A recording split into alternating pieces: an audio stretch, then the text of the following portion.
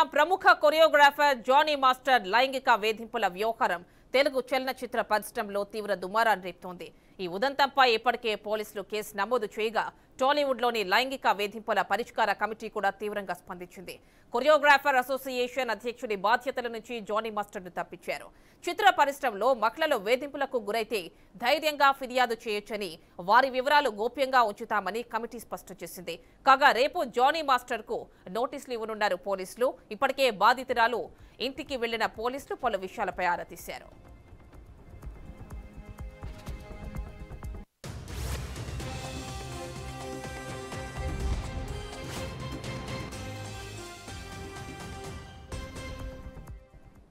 ఇక ఈ విషయానికి సంబంధించి మరిన్ని డీటెయిల్స్ మా మేనేజింగ్ ఎడిటర్ చిదంబర్ రెడ్డి అందిస్తారు. చిదంబర్ రెడ్డి, లేటెస్ట్ అప్డేట్స్ ఏంటి జానీ మాస్టర్ వ్యవహారంలో?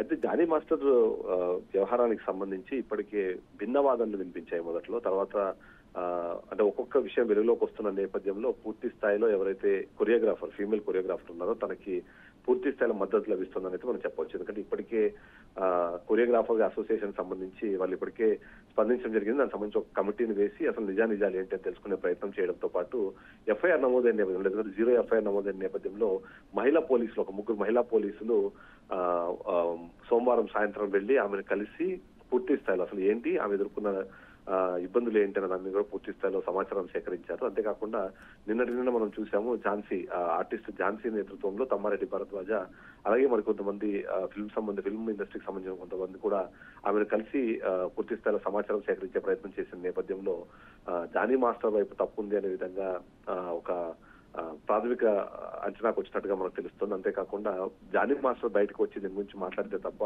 అసలు నిజాలు ఏంటన్నది తెలియకుండా మారిపోతుంది. ముఖ్యంగా చూస్తే మాత్రం ఇక్కడ 2-3 విషయాలు. ఆమె దాదాపుగా 16 ఏళ్ల వయసు ఉన్నప్పటి నుంచి తను ఇలాంటి లైంగిక దాడికి పాల్పడ్డారు, తన మీద తను మైనర్ గా ఉన్నప్పుడు ఇవన్నీ జరిగాయన్న ఒక వాదన కూడా తెరపైకి వస్తున్న నేపథ్యంలో పోలీసులు ఈ కేసును ఎలా తీసుకెళ్తారన్నది అయితే కీలకంగా మారింది.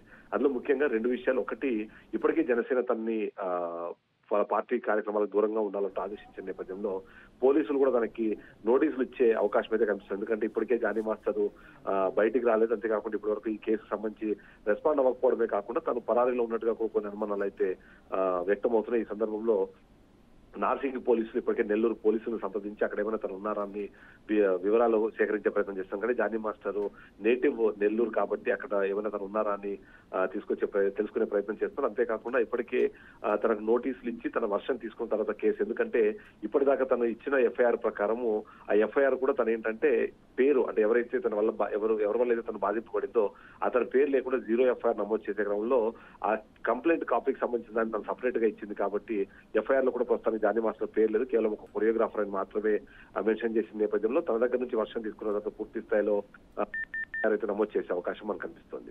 ఇక్కడ చూస్తే మాత్రం right Chidambar Reddy, thank you.